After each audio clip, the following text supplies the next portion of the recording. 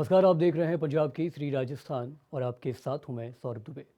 सांसद राहुल कसवा के नेतृत्व में राजगढ़ से निकला ट्रैक्टर मार्च प्रशासनिक रोक, पुलिस नाकाबंदी और 4 घंटे लंबे धरने के बाद आखिरकार जयपुर पहुंचा, जहां देर रात कृषि मंत्री और विभागीय अफसरों के साथ हुई मैराथन वार्ता ने आज इसी वार्ता पर किसानों की समस्याओं पर और आगे की रणनीति पर तफसील से बात करने के लिए हमारे साथ जुड़ रहे हैं चूरक से सांसद राहुल कासवा जी।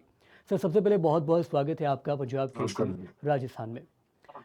हमारी कोशिश है कि दर्शकों को इस पूरे मुद्दे की तह तक जाकर उन्हें समझाया जाए कि आखिर इस मामले में अब तक क्या क्या और कैसे कैसे हुआ है। सबसे पहले समझना चाह रहा हूं कि किस उद्देश्य के साथ, किन मांगों के साथ इस मार्च को निकाला गया था।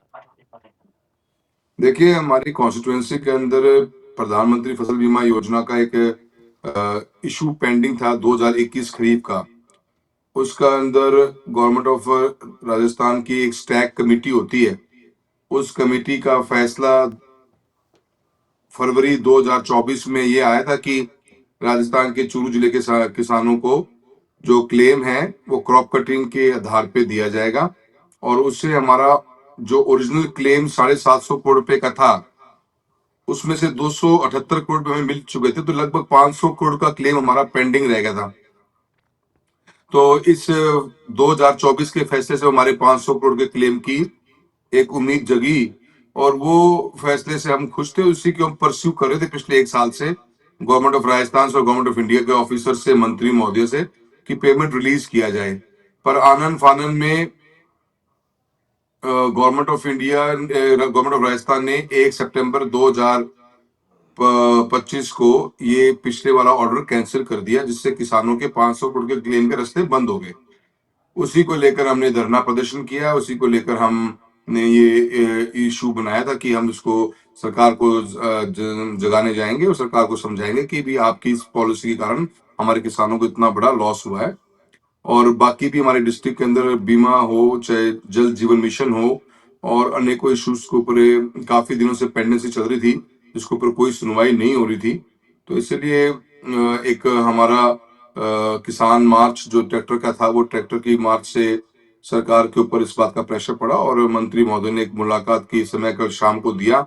3 घंटे मीटिंग चली, और मीटिंग के बाद में सेक्रेटरी जो एग्रीकल्चर के हैं, उन्होंने और मंत्री महोदय ने आश्वासन दिया कि चूरू जिले का 2021 की स्टैक को दोबारा ओपन किया जाएगा, और केस बाय केस स्टडी पे डिटेल रिपोर्ट बना के जो सहायता किसान को दी जा सकती है वो देने का काम करेंगे। तो हम ये कहेंगे कि हमारी बहुत बड़ी इस किसान यात्रा की, जो ट्रैक्टर यात्रा की जीत हुई है, इसी की हमें रिक्वायरमेंट थी।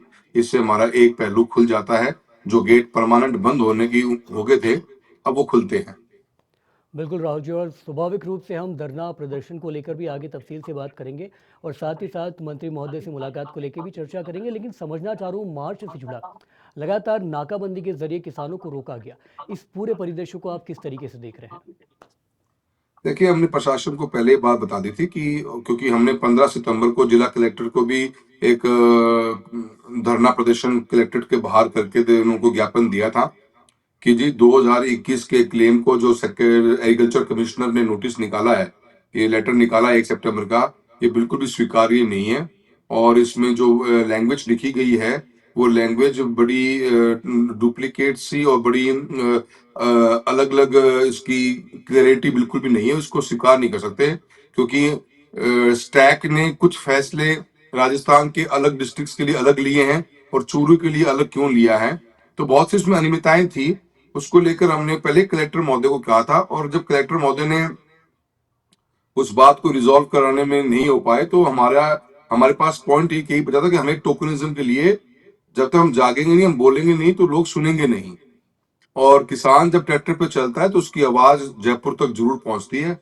तो हम जब चूरू से चले, किस प्रशासन ने हमारे बहुत से ट्रैक्टर को सीज किया, कुछ ऑफिसर्स ने हमारे किसानों के साथ में अभद्र व्यवहार भी किया, हाथापाई करने की नौबत भी आई।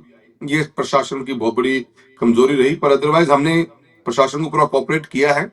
और जिले के अलग अलग कोनों से एक ट्रैक्टर्स चले, उनको चूरू में रोक दिया गया, किसी को रतनगढ़ रोक दिया गया, किसी को तारनगर रोक दिया गया, कहीं सदाश्रम में ट्रैक्टर रुक गए, और हमें खुद को राजगढ़ से चलने के 20 किलोमीटर बाद ही रोक लिया गया।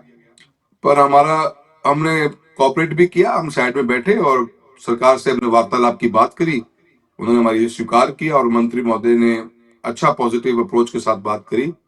तो हमारा मोटिव हल हुआ है और किसानों की ने हम कल का दिन बड़ा हमारा परेशानी भरा रहा पर उसका फल ठीक मिला है। बिल्कुल, स्वाभाविक रूप से राहुल जी, बड़ी संख्या में जो किसान दर्शक हैं, वो आपको इस वक्त देख और सुन रहे होंगे। खास तौर पर अगर इस पूरे मुद्दे की विस्तृत चर्चा की जाए तो बीमा क्लेम, खास तौर पर 2021 का जो खरीफ क्लेम था, आपको क्या लगता है कि इतना लंबा आखिर क्यों अटका गया होगा वो?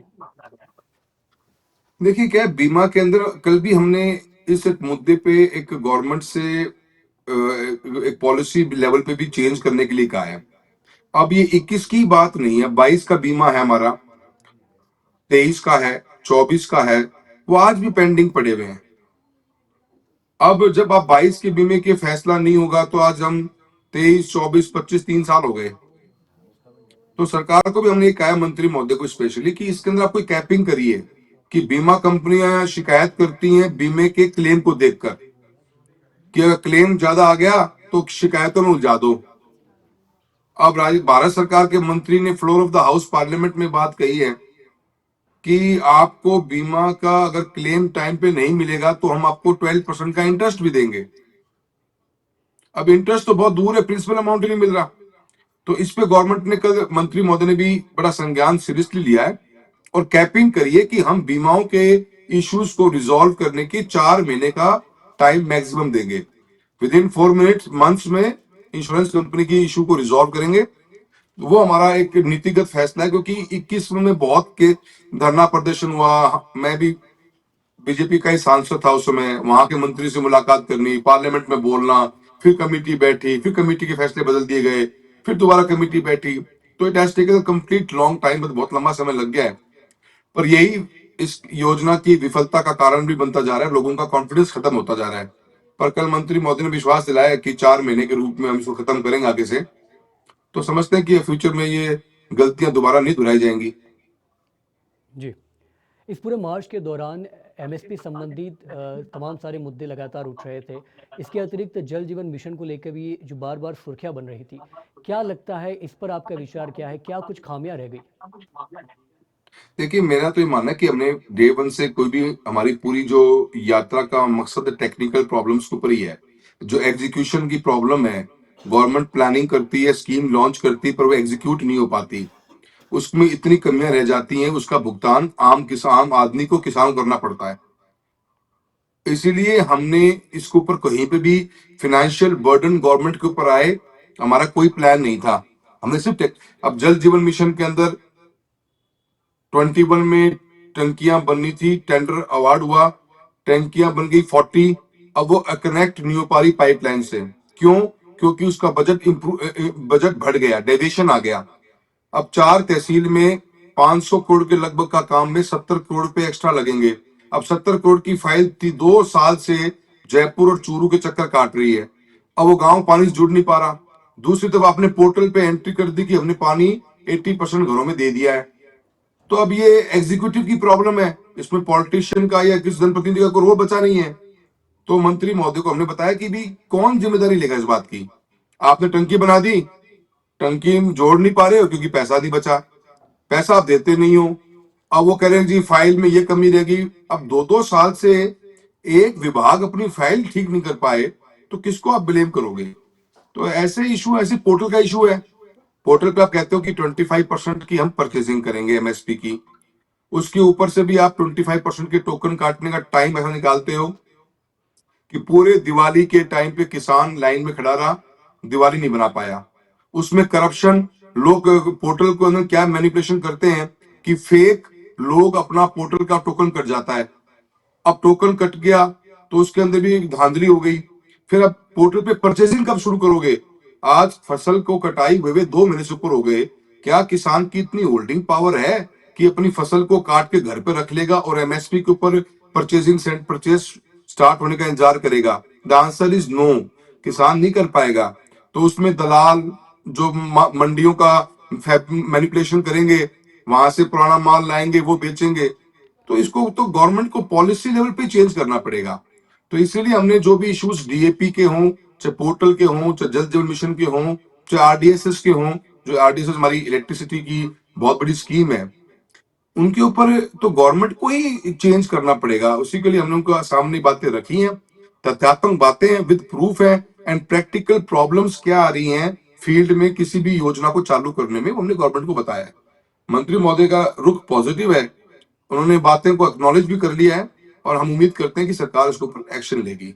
लेकिन क्या कोई निर्धारित टाइमलाइन दी गई है जिस पर किसान आश्रित रहे, उम्मीद लगा के बैठे कि हाँ इस वक्त तक हमारा फैसला, हमारा निष्कर्ष निकल कर आ जाएगा?